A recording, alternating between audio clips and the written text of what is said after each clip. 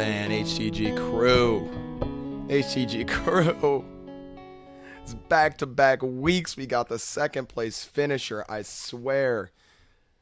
I've been counting my money after the past couple Saturdays heading into Sunday, and I'm going to have to fucking stop doing that because I cannot believe after Brooks wilted to Phil at the PGA, and that was awesome to see. I mean, who doesn't love to see Phil win? Spieth on Sunday this past week at the Charles Schwab. What a fucking disappointment. Again, I was counting my money after Saturday round 3, and then Mr. Crack, the Crack, released the Crack, and Jason Kokrak just came out and chased him down on Sunday. Spieth was absolutely terrible. Yeah, this is not going to be a fun one to recap. Back-to-back second place finishes. We're a little snake-bitten, feeling a little bit ripped off, but you know, at least it means we're on the right track. We're coming close, and we have the blue bloods, you know, at the top of the leaderboard after 3 rounds. I'll put ourselves in that position every single week. It's going to pay off more times than not. So let's give it another crack this week. We're at the Memorial. Before we get into the Memorial, I'm going to recap last week. Again, it's going to be a tough one to recap. Another second place. What am I smoking? So as you guys know, I mentioned last week, I'm on a tea break. I'm not smoking shit this week, but we will be back with some good buds next week. Drop in the YouTube comments what type of strain you'd like to see me come back with. If you have a particular strain that you want to see me, you know, return to the smoking game with, drop that in the YouTube comments for me. I'm going to get right into it this week with the Charles Schwab recap. As I mentioned, Jason Kokrak, minus 14, gets the win. His first victory since the CJ Cup last October. And Kokrak was awesome, right? Kokrak, obviously he won, right? You don't win without being awesome typically, unless you're Kevin Na and just gained like 15 strokes putting. But Kokrak gained 9.4 strokes tee to green, added another 5 strokes gained putting. And, you know, on these shorter golf courses that really emphasize strokes gained on approach, Kokrak always live at those types of events if you know, the irons are firing. And, of course, they were this week. Again, the 54-hole leader was Jordan Spieth. Kokrak, rock solid on Sunday, fired an even par. That was surprisingly enough to surpass Spieth, who was pathetic on Sunday. There's really no other way to say it. For his standards, he was really bad. So let's see. Spieth in his final round had his worst performance on approach in any round of 2021, losing 2.3 strokes to the field on approach. I mean, this guy's been the best approach player in the world this year, so that was absolutely shocking. The only category, strokes gain category, in which Spieth gained against the field in his Sunday round was off the tee of all places, where he's usually the least consistent. So all around, just a terrible Sunday for Spieth. I'm not even really sure what happened to him, but maybe he woke up on the wrong side of the bed. I don't know. All I know was I was counting our monies, HTG crew, heading into Sunday, and then homeboy decided he wanted to implode. So, you know what? We're going to wipe it from the memory. We're going to wipe Brooks away from the memory at the PGA. We're going to wipe Spieth away.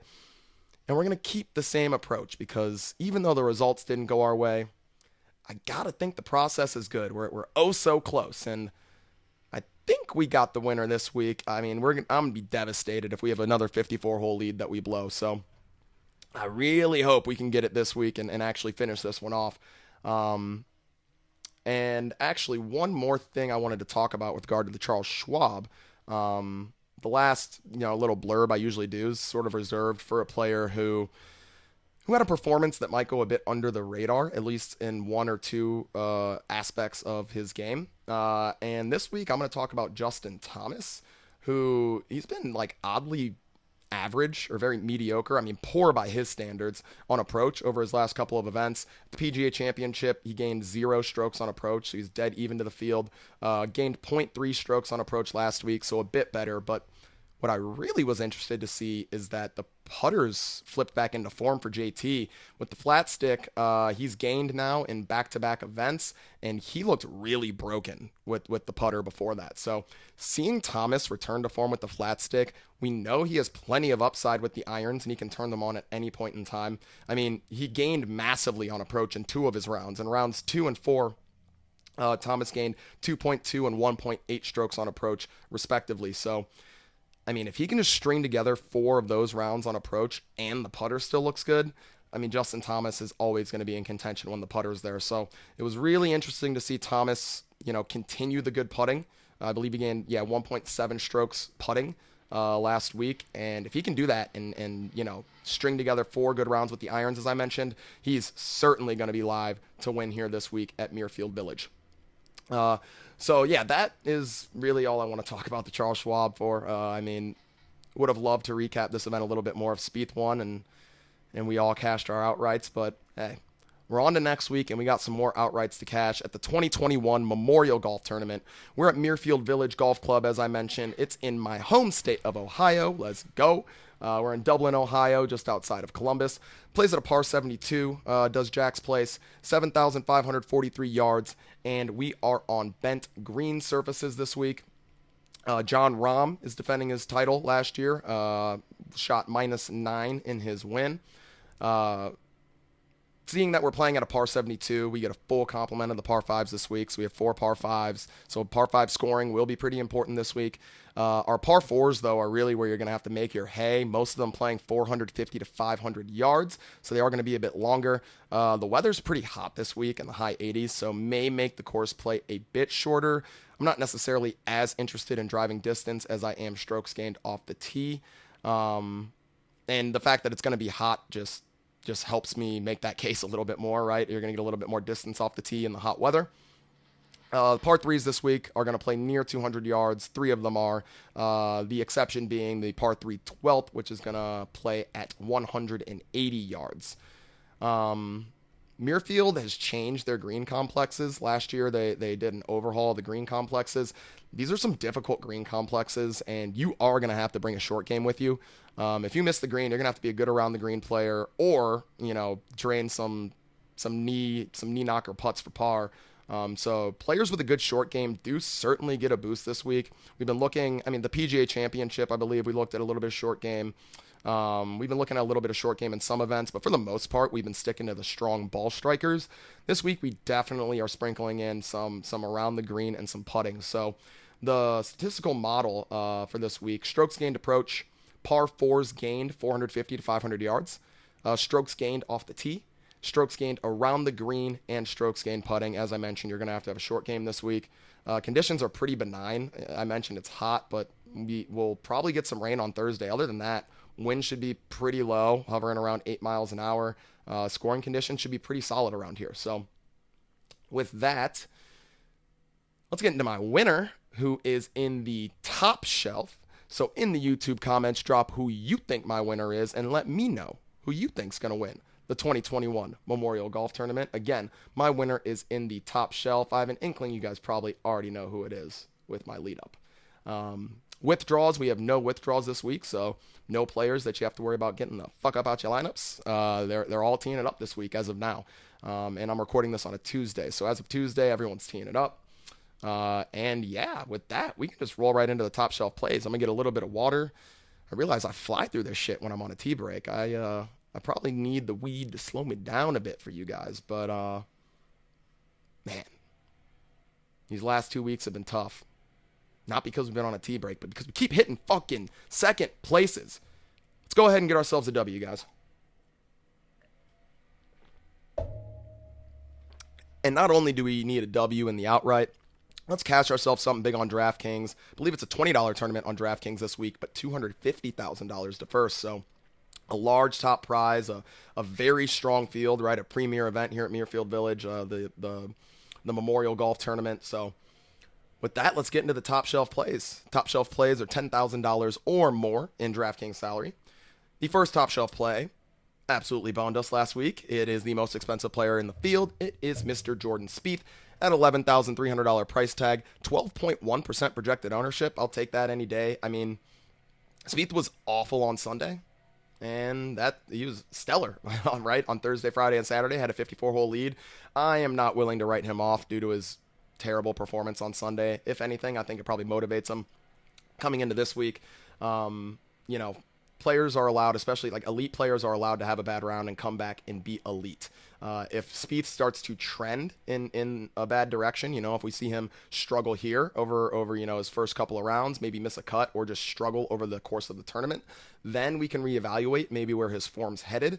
But for the time being, it's just one bad round in what has been an unbelievable 2021 for Jordan Spieth. So I'm not going to hop off the bandwagon for Spieth this week. He's coming in the custom model 5th. 23rd on approach, 27th off the tee, 51st in that par 4 range, 450 to 500 yards, 24th with the putter, and 11th around the green. No reason to be afraid of Spieth.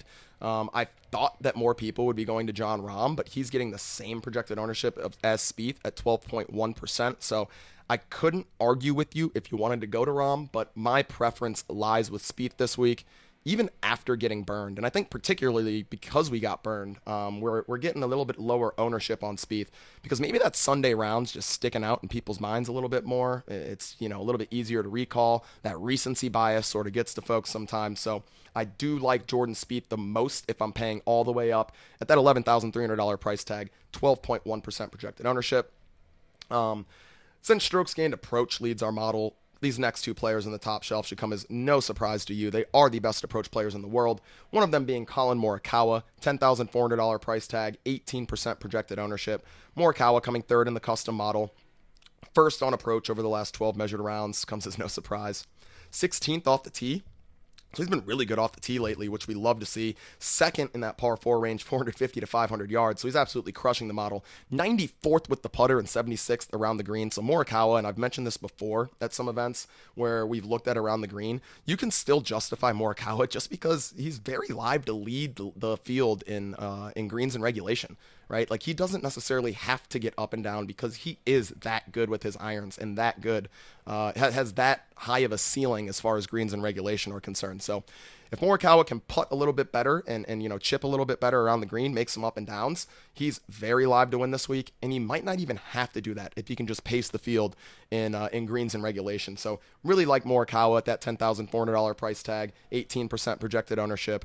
And my winner for the week, it's not going to surprise you based on my lead up and my recap from the Charles Schwab. Another great player on approach. He and Morikawa, in my opinion, rival each other for the best players on approach on tour. It's Justin Thomas. JT coming in at a $10,200 price tag, 14.6% projected ownership.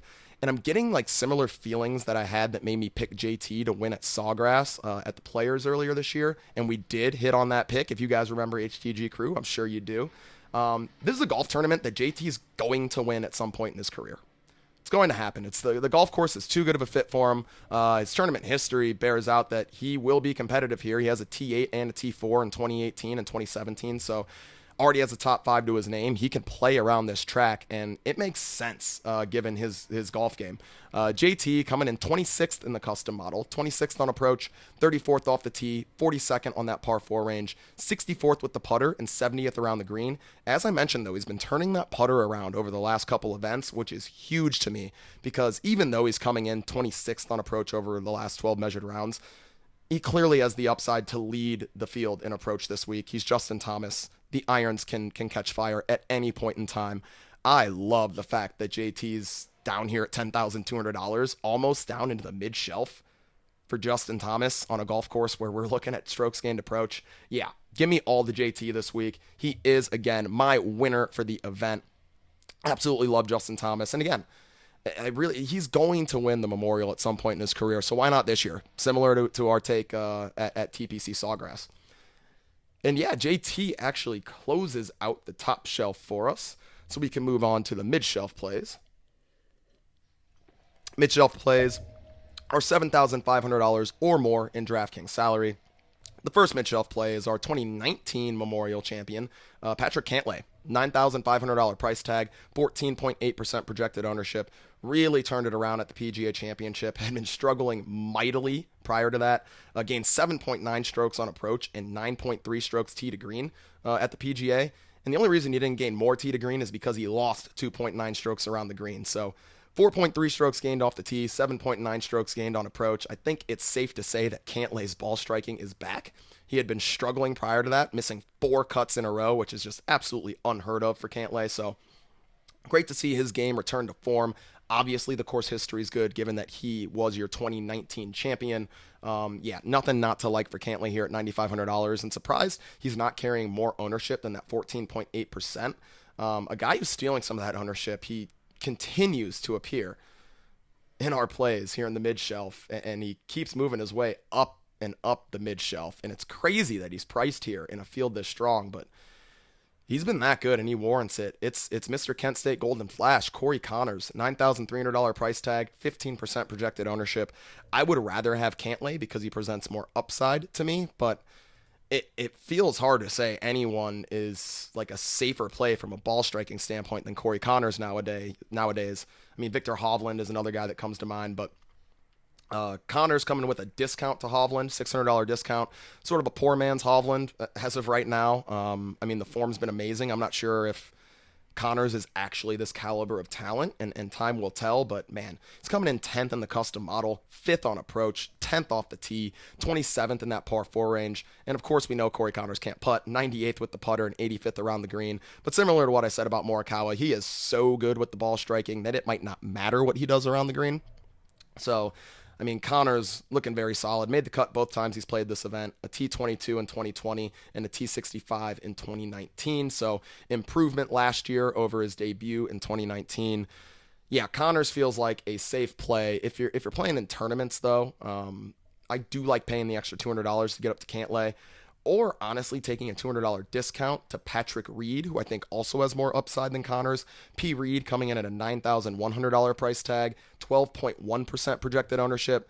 And the Piggy coming in 21st in the custom model, 46th on approach, 76th off the tee, 24th in par 4 range. And why I love him this week is he is such a gamer, such a grinder in a strong field.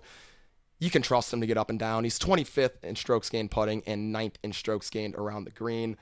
You guys know I love myself some Piggy Reed, like probably to a fault.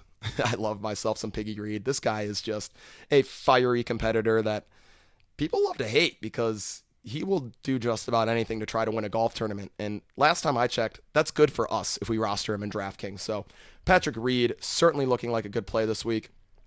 He brings the course history with him, made the cut his last 4 times around here with a T10, T29, T57, and T8. So 2 top 10s in that span.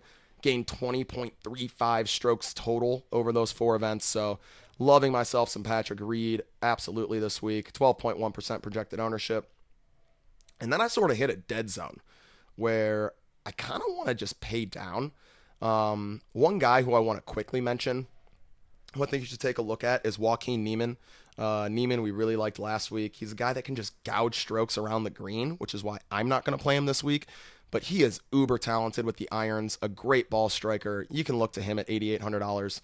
But other than that, I sort of see it being a dead range until you get all the way down to Shane Lowry at $8,400, 12.3% projected ownership. The concern maybe with Lowry is that he was cut from this event last year. But prior to that, last time he had played the event was in 2018. He came T52. And in 2017, he came T15. So I'm not too concerned with the miscut last year. Lowry coming in 6th in the custom model, 16th on approach, 28th off the tee, 23rd in that par 4 range, 450 to 500 yards. He's been struggling with the putter and around the green a bit, 74th with the putter and 40th around the green. Lowry usually a really good around the green player, a crafty European, Irishman. So I think he presents more upside for us with the putter and around the green, and the ball striking's been really good by his standards. So $8,400 feels fair for Lowry, and 12.3% projected ownership is nothing to be too afraid of. I am, however, surprised that Lowry's priced above the next guy we have here. These next 2 players just haven't quite gotten the bump that they probably should, and that's why we're seeing the projected ownership we are on them. Charlie Hoffman, man. Chuck Hoffman at $8,300, 17.2% projected ownership. Absolutely went unconscious on Sunday last week at the Charles Schwab. This guy has been playing out of his fucking skull in 2021 in general. Coming in 34th in the custom model, but 2nd on approach, 32nd off the tee, 59th on that par 4 range, 52nd with the putter, but 101st around the green has me a bit concerned for Chuck this week. 17.2% projected ownership. I can probably split my shares amongst like a guy like Lowry and Hoffman this week. I don't want to go to the full fade of Hoffman like I have been for, the last couple of weeks due to ownership.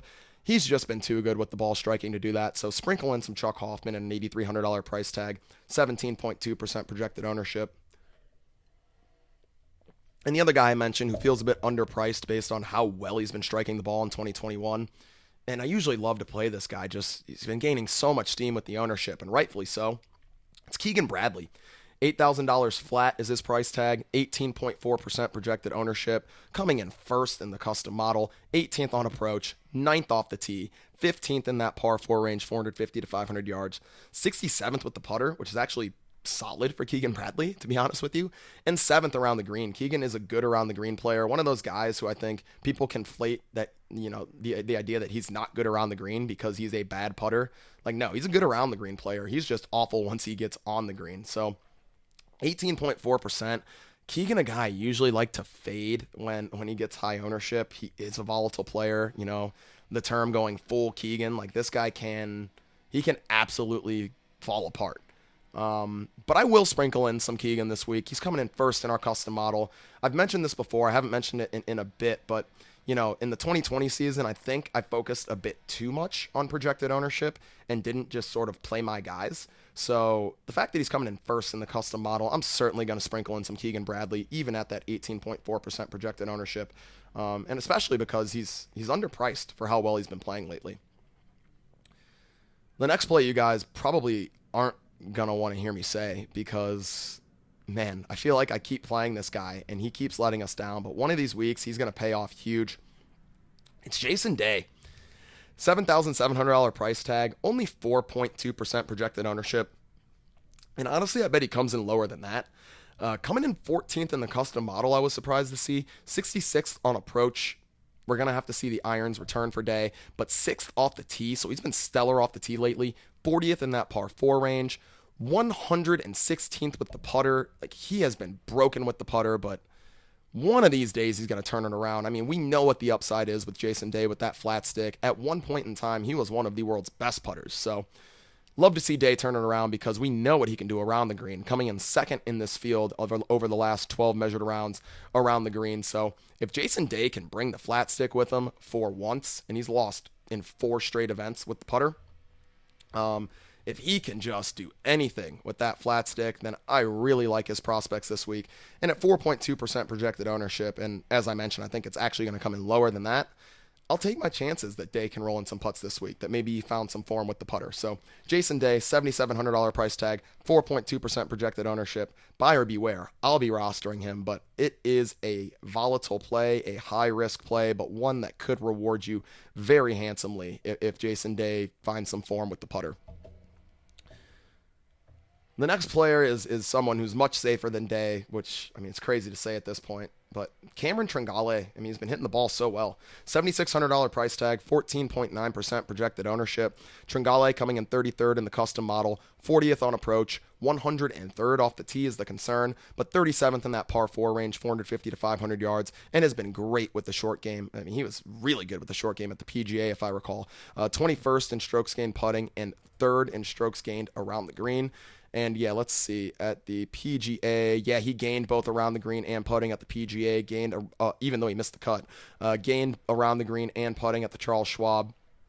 Over his last 5 measured events, he's gained 2.1 strokes around the green on average and 2 strokes putting. So I mentioned these players that are good around the green or have been in good form around the greens are going to get a boost this week, and Tringale is no exception. So I like Tringale at that $7,600 price tag, 14.9% projected ownership. And the last player in the mid-shelf is Mr. Kevin Streelman, another guy who's just been really hitting the ball well. $7,500 price tag, 14.6% projected ownership, coming in 13th in the custom model, 22nd on approach, 15th off the tee, 11th in that par 4 range, 44th with the putter, and 88th around the green is the concern. But to get those ball striking statistics, 22nd on approach and 15th off the tee over the last 12 measured rounds, I will take that at a $7,500 price tag. I will definitely take that at a $7,500 price tag. So Kevin Streelman looking like a very strong play at $7,500. One guy I wanted to mention that just didn't make the cut for me because I'm a little bit concerned with him off the tee here lately, but he's been great this year in a year that, seemingly has been for the old guys. Stuart Sink also at a $7,500 price tag. So if you're not into Streelman, you can certainly take a look at Sync instead. And wow, that already takes us into the swag bag, y'all. And you know this is my favorite part of the show. Taking some stabs at these players priced under $7,500 on DraftKings. The first player that's priced under $7,500 on DraftKings that we're going to talk about in the swag bag is just mispriced, straight up. Like, play him. He's way more talented than this price tag suggests. It's Matt Wallace. $7,400 price tag, 12.9% projected ownership. I'm shocked to see Wallace down here with, like Charles Schwartzel and Chris Kirk. Come on, give me a break. Wallace coming in 36th in the custom model, 81st on approach. Yeah, he hasn't been great on approach lately, but Wallace is a good approach player. He's a good ball striker, and he's a guy that's going to present us some upside here just purely on a talent. Like, purely based on talent alone. Like, from a talent standpoint, I am playing Matt Wallace this week. He's 19th off the tee, 15th in that par 4 range, 450 to 500 yards, 23rd in strokes gained putting, and 58th in strokes gained around the green. I mean, this guy's too talented to be priced down here. It feels like stealing, honestly. And even if he doesn't play well this week, I will go down with the ship playing a talented player like Matt Wallace down here in the swag bag. It's not often you get to talk about a player of his caliber in the swag bag. So I'll fire up Matt Wallace, $7,400 price tag, 12.9% projected ownership. Another guy who I'm going to fire up in the swag bag for what seems like a millionth week in a row, Doug Gim, man. $7,200 price tag. The price tag continues not to move. 6.7% projected ownership. The ownership's not moving either, and this guy continues to hit the ball well on approach. He's 39th in the custom model, 10th in strokes gained approach, 50th off the tee, 76th in the par 4 range, 108th with the putter is the big concern, but 67th around the green, so should be at least neutral around the green. So Gim going to be one of these guys who we're going to have to hope doesn't, absolutely blow it with the flat stick. But here at the HTG pod, HTG crew, we're not afraid to play a bad putter or two from time to time. So as long as we can get the ball striking down here in the swag bag, I'm pretty comfortable doing it, and especially because Gim is solid around the green. But on the greens, we're going to need to see, some market improvement from Mr. Doug Gim at that $7,200 price tag, but only 6.7% projected ownership. A guy who feels like a stronger play down here than Mr. Gim is Aaron Wise at a $7,000 price tag, 5.3% projected ownership. I didn't really notice how well Wise has been playing lately. 4th in the custom model, 36th on approach, 36th off the tee, 6th in that par 4 range, 63rd putting, and 18th around the green. Checking every box except maybe with the putter where he's been neutral lately over the last 12 measured rounds against the field. But yeah, as I mentioned, not afraid to play guys who need to, get a little bit lucky with the putter. And he is checking every other box for us, especially at a $7,000 price tag. So Aaron Wise, $7,000. If you need some salary savings, he's looking solid. The concern with Wise, he's played this event twice, I believe. Yeah, he's played this event twice in 2019 and 2018. It's cut both times. So that is my concern with Wise. If you had to raise a red flag, that is the one. He's coming into this event in such good form, though, that it might be a different story this year. Excuse me. So Aaron Wise, 5.3% projected ownership, someone who I will be sprinkling into lineups this week.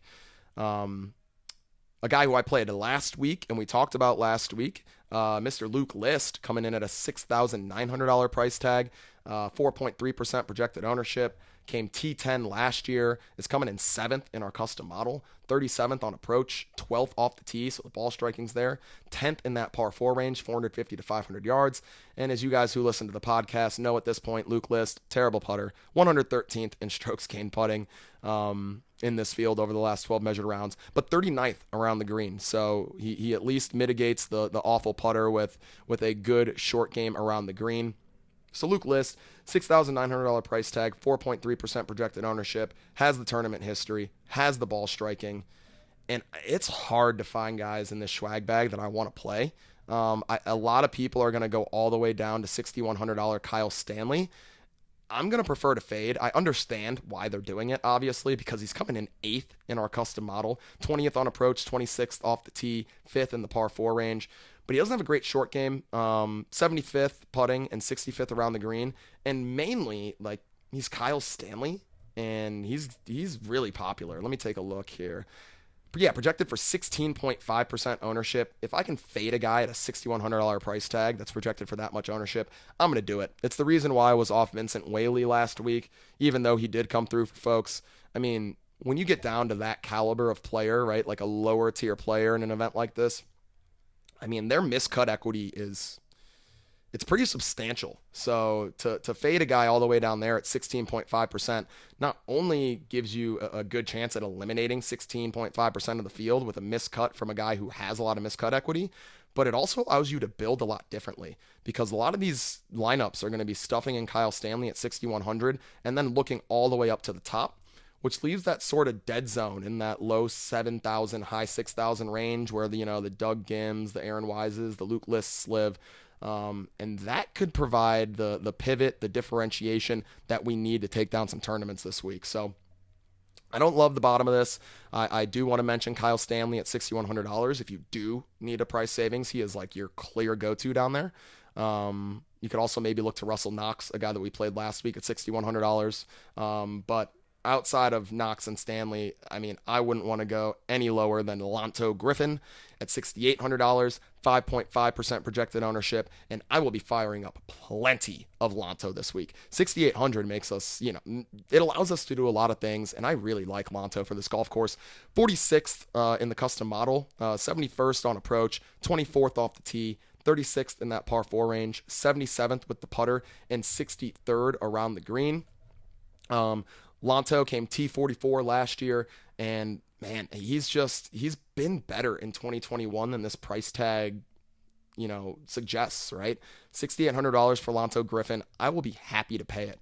So I'll be firing up plenty of Lanto at this $6,800 price tag, 5.5% projected ownership. And as I mentioned, I don't want to go below Lanto. So if you guys find yourself between a rock and a hard place, you look to Russell Knox at $6,100, or you go ahead and stick with the chalk and take Kyle Stanley at $6,100, who also, by the way, came T2 in 2018 and T6 here in 2017. So that's why Stanley's catching the steam. If you want to eat the chalk, go for it. It's not for me. I'd rather, take a chance that we get a result like 2019 where Stanley missed the cut, and then, we're able to eliminate a large chunk of the field, almost a fifth of the field, just by fading a guy who, let's be honest, is not a great player on tour. So that does it for us this week for the 2021 Memorial. Let's hit a fucking winner. JT, if you have the 54-hole lead, let's hold that motherfucker, huh?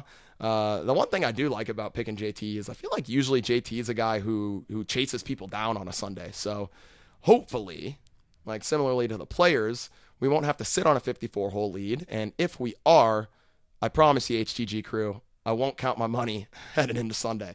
I'll make sure to hold off on the mushes for you guys. So, oh man.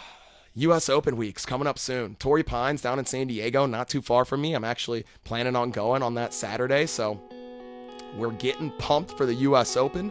We're going to be keeping our eyes on, who's in good form coming into the Open, so we're definitely going to want to see, even if players don't necessarily have the results that we'd like to see, we're definitely going to be taking a close look at their form as far as strokes gain data goes, so that we have all the plays ready for the PGA Championship. That starts up on June 17th. And I know you guys are fucking pumped for that one, because we'll have ourselves a millionaire maker. And you know what? Hopefully we hit a couple winners coming into that to get our bankroll up. Because when that week comes, I'm going to have the plays for you guys, and we're going to bank some shit. It's time to do it, folks. So back-to-back second place finishes. JT, get us a winner this week. I'm out, HTG crew. I love you. Peace.